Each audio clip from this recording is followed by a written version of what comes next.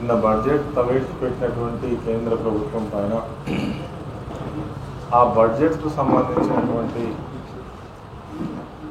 విషయాలు చూసినప్పుడు ఆ బడ్జెట్లో ఏ వర్గానికి కూడా న్యాయం చేసే విధంగా ఒక దేశం యొక్క భవిష్యత్తును ఆర్థిక స్థితిగతులను మెరుగుపరిచే విధంగా లేదు. అదేవిధంగా ఏ రంగాన్ని కూడా ఒక పద్ధతి ప్రకారం ఈ 7 సంవత్సరాలలో కేంద్రంలో ఉన్నటువంటి బీజేపీ ప్రభుత్వం ఒక ప్రణాళికాబద్ధంగా ఈ దేశాన్ని పరిపాలించడంలో ఘోరంగా విఫలమైంది. అందుకే ఈసారి ప్రవేశపెట్టినటువంటి బడ్జెట్ కూడా చాలా దారుణమైనటువంటి స్థితిలో ఉంది. అందులో అంకెల గారడి తప్ప ఒక్క విషయంలో కూడా ఒక క్లారిటీ లేదు. ఆ బడ్జెట్ కేవలం బడ్జెట్ను ప్రవేశపెట్టాలి కాబట్టి ప్రవేశపెట్టింది తప్ప ఒక వర్గానికో ఒక ప్రాంతానికో ఒక వ్యవస్థను బాగు చేయడానికో ఎక్కడ కూడా ఒక పర్టికులర్గా కనబడలే. దానిలో కొన్ని పర్టికులర్గా కూడా ముఖ్యమంత్రి గారు చెప్పింది. హౌసింగ్కి సంబంధించి చెప్పింది, అదేవిధంగా ఇరిగేషన్కు సంబంధించి చెప్పింది. చాలా క్లారిటీగా చెప్పింది. దేశంలో ఉన్నటువంటి నీటి వనరుల లభ్యత ఎంత ఉన్నది, దాన్ని వాడుకోవడంలో కేంద్ర ప్రభుత్వం ఈరోజు మరి అధికారంలో ఉన్నటువంటి బీజేపీ దాని ప్రధానమంత్రిగా ఉన్నటువంటి నరేంద్ర మోడీ గారికి విజన్ లేకపోవడం వల్ల ఈ దేశంలో ఇరిగేషన్ రంగంలో సాధించాల్సినటువంటి ప్రగతిని సాధించకపోవడం వల్లే దేశం యొక్క స్థితిగతులు ఈ విధంగా ఉన్నాయని చెప్పేసి చాలా విషయాల పట్ల ముఖ్యమంత్రి గారు నిన్న స్పందించడం జరిగింది.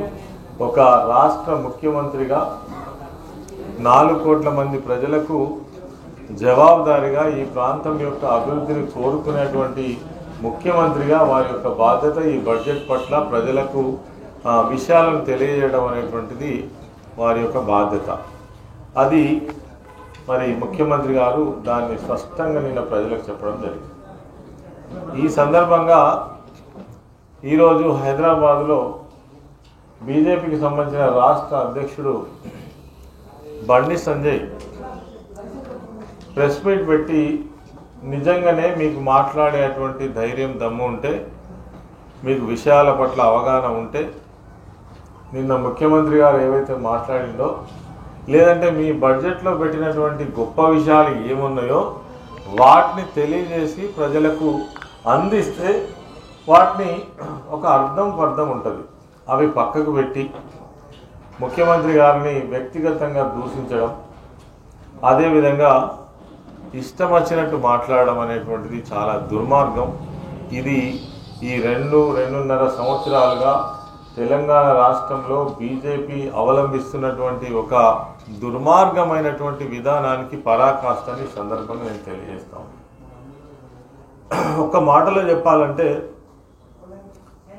ఈ రాష్ట్రంలో ఉన్నటువంటి దళితులు మా ప్రభుత్వం పైన, కేసీఆర్ గారి పైన చాలా తీవ్రమైనటువంటి కోపంతో ఉన్నారని మాట్లాడుతున్నారు.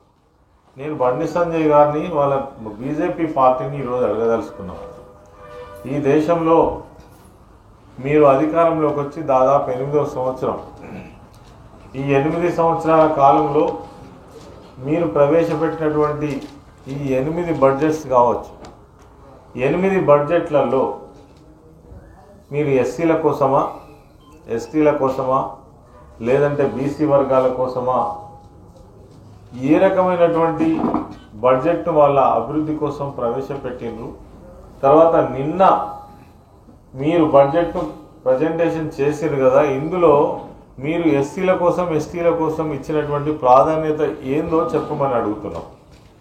అదేవిధంగా మీకు సోయి ఉంటే, కన్నులుంటే దేశంలో ఎక్కడ లేని విధంగా ఒక దళిత బంధు అనేటువంటి కార్యక్రమాన్ని ప్రవేశపెట్టి దాన్ని అమలు చేసేటువంటి క్రమంలో ఇప్పటికే ఒక నియోజకవర్గాన్ని, 4 మండలాలను, ప్రతి నియోజకవర్గంలో ఒక 100 మంది సభ్యులతో ఒక పైలట్ ప్రాజెక్టును మనం ప్రారంభించి దాన్ని అమలు చేస్తున్నటువంటి సందర్భంలో దాదాపుగా 1,000 కోట్ల రూపాయలు వెచ్చించి, మీకు కన్నులుంటేనేమో కనబడతాయి, ఇక్కడ దళిత వర్గాలను ఈ దేశంలో ఉద్ధరించడానికి మరి ఆలోచన చేసినటువంటి మొట్టమొదటి వ్యక్తి కేసీఆర్ గారని నేను ఈ సందర్భంగా మనవి చేస్తాను. ఇంకొక మాట చెప్పాలంటే మీరు దళిత ద్రోహులు. అసలు బీజేపీ కాన్సెప్టే దళితులు అంటే ఎస్సీలకు, ఎస్టీలకు, మైనారిటీలకు, బీసీలకు వ్యతిరేకమైనటువంటి పార్టీ. మీది ఉన్నత వర్గాలను ఆదుకునేటువంటి పార్టీ. మెజారిటీగా ఈ దేశంలో ఉన్నటువంటి ప్రజల పట్ల మీకు ఎక్కడ కూడా చిత్తశుద్ధి లేదు. అందుకే ఆనాడు మోదీ మరి ముఖ్యమంత్రిగా ఉన్నటువంటి ఏదైతే గుజరాత్ రాష్ట్రం ఉందో ఆనాడు మీరు ఎస్సీలను ఊచకోత కూర్చున్నటువంటి సంఘటనలు మీ రాష్ట్రంలో మీరు పరిపాలించినటువంటి రాష్ట్రాలలో ఇప్పటికి కూడా ఆ పరంపర జరుగుతున్నది. వేలాది మందిని పొట్టన పెట్టుకొని అనేక మందిని మానభంగాలు చేసి అనేక మంది ప్రాణాలు తీసినటువంటి చరిత్ర మీది. దళితుల కోసం మీరు ఎక్కడ మాట్లాడరు. ఇంకొక మాటలో చెప్పాలంటే మీరు దళితుల కోసం మాట్లాడే హక్కు కూడా మీకు లేదు. ఎందుకంటే మీ ఆర్ఎస్ఎస్ విధానమే మీ దళితుల వ్యతిరేక విధానం. మీరు పెంచి పోషిస్తున్నటువంటిదే మనువాద సిద్ధాంతానికి అనుగుణంగా నడుచుకునేటువంటి పార్టీనే మీ ఆర్ఎస్ఎస్, బీజేపీ అని ఈరోజు స్పష్టంగా మేము చెప్పదలుచుకున్నాం. మీరెన్నటికి కూడా దళితుల యొక్క మేలు కోరేటువంటి పార్టీ బీజేపీ కాదు. అదేవిధంగా ఈరోజు ప్రభుత్వ రంగ సంస్థలన్నీ కూడా మూతపడతా ఉన్నాయి. ప్రభుత్వ రంగ సంస్థలు మూతపడడం వల్ల నష్టం ఎవరికి?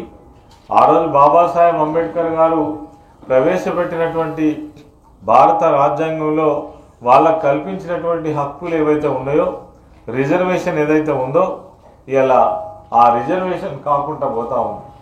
అదేవిధంగా మరి ఎస్టీల రిజర్వేషన్ కాలురాసే విధంగా జరుగుతూ ఉంది. బీసీలకు ఉన్నటువంటి రిజర్వేషన్ కోల్పోయేటువంటి అవకాశం వస్తూ ఉన్నది.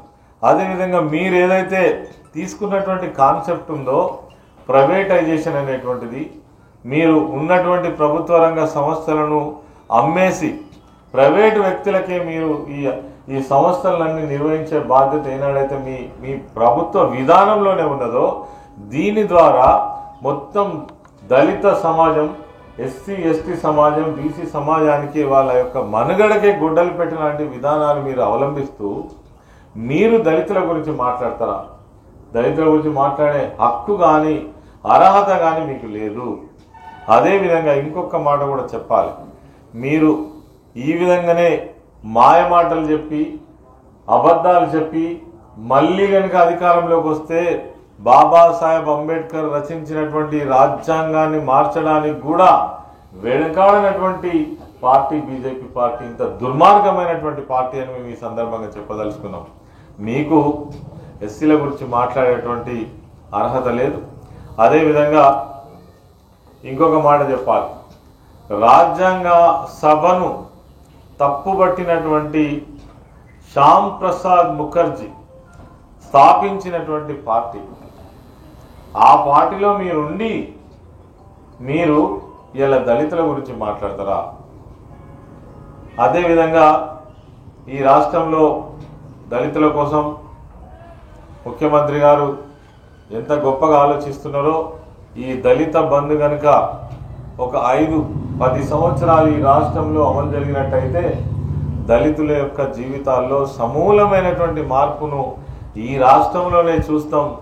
ఈ రాష్ట్రమే దేశానికి దిక్సూచైతుందని కూడా మేము చెప్పదలుచుకున్నాం.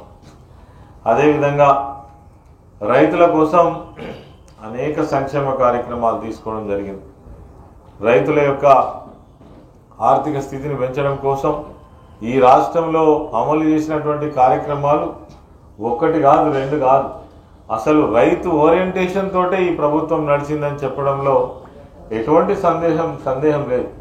ఆనాటి భూమి శిస్తు రద్దు నుంచి మొదలుకుంటే ఈనాటి రైతు బంధు వరకు, రైతు బీమా వరకు అనేక కార్యక్రమాలు అమలు జరుగుతున్నాయి. మీకు సోయుందని మేము అడుగుతున్నాం.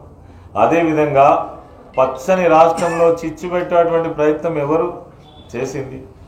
ఈరోజు 6 సంవత్సరాలు లేనటువంటి ఒక కొత్త సమస్యను సృష్టించి మేము బాయిల్ రైస్ కొనమని, దొడ్డు వడ్లు కొనమని చెప్పింది ఎవరు?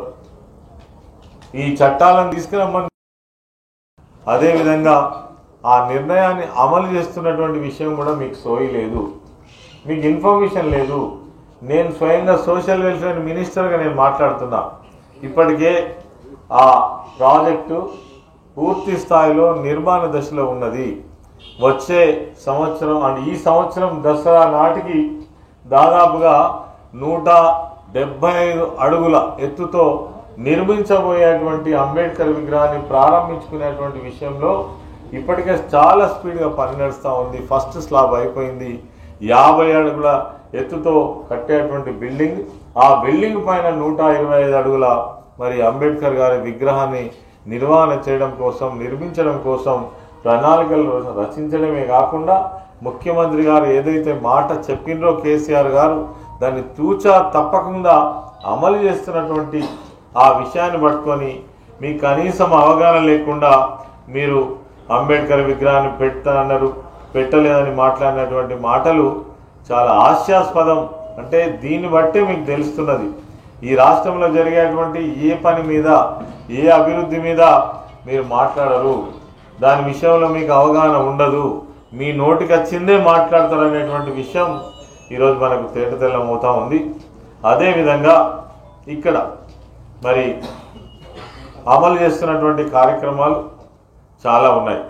ఇందులో ప్రధానంగా వైద్య రంగంలో మరి తెలంగాణ రాష్ట్ర ప్రభుత్వం తీసుకున్నటువంటి నిర్ణయాలు అద్భుతమైనటువంటి నిర్ణయాలు. తెలంగాణ రాష్ట్రం రాకముందు తెలంగాణలో ఉన్నటువంటి ప్రభుత్వ ఆసుపత్రులు ఏవైతే ఉన్నాయో అస్తవ్యస్తంగా ఉండే, కనీసం అందులో ఎవరికి కూడా వైద్యం దొరికినటువంటి పరిస్థితి. ఈనాడు మరి ప్రభుత్వ ఆసుపత్రులలో బ్రహ్మాండమైన చికిత్సతో పాటు 170% ప్రసవాలు అక్కడే జరుగుతున్న విషయం మీకు తెలియకపోతే మేము ఏం చేయలేము, ప్రజలకు మాత్రం తెలుసు.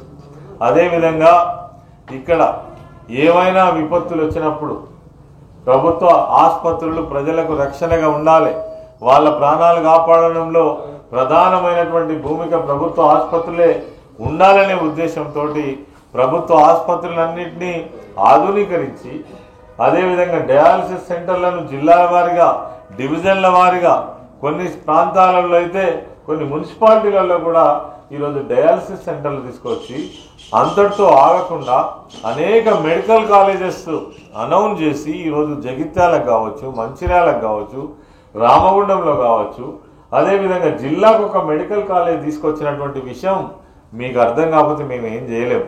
అదేవిధంగా మీరు 154 మెడికల్ కాలేజీ దేశంలో ప్రకటన చేసింది.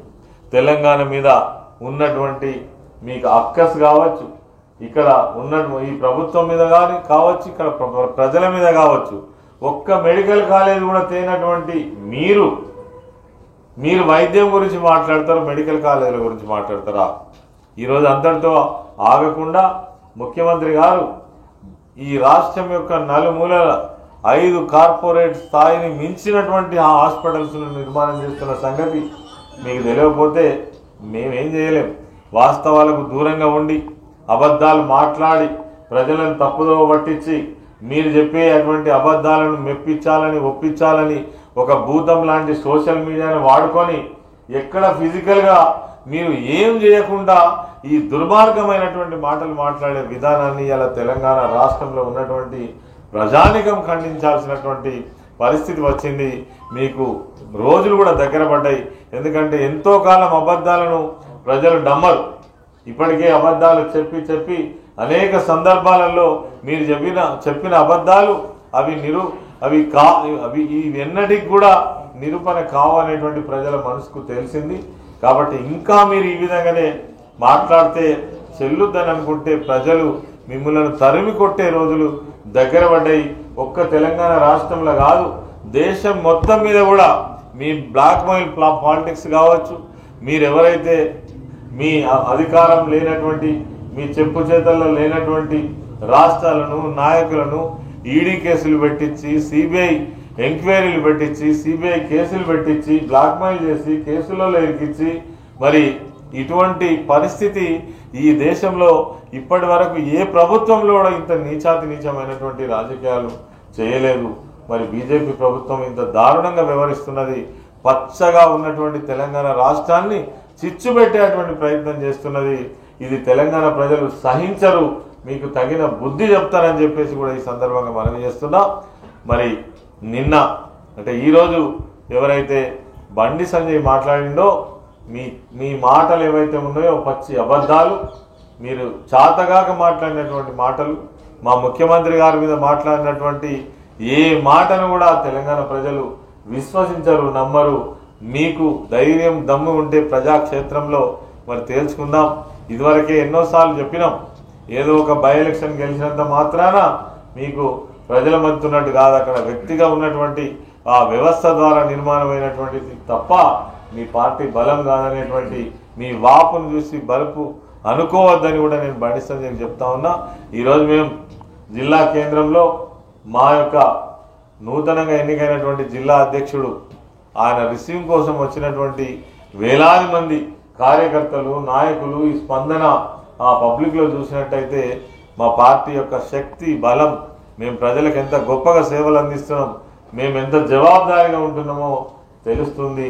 ఇవన్నీ తెలియనటువంటి వ్యక్తులుగా మీరు ఎక్కడో మూలకుండి మాట్లాడు కాదు, మరి కళ్ళు తెరిచి చూస్తే వాస్తవాలు తెలుస్తాయని ఈ సందర్భంగా మనవి చేస్తూ బండి సంజయ్ మాట్లాడినటువంటి మాటలను తీవ్రంగా ఖండిస్తూ ఈ వాస్తవానికి దూరంగా ఉండి మాట్లాడడం ఇకనైనా మానుకోండి మేము హెచ్చరిక చేస్తూ తెలియజేస్తా ఉన్నాం.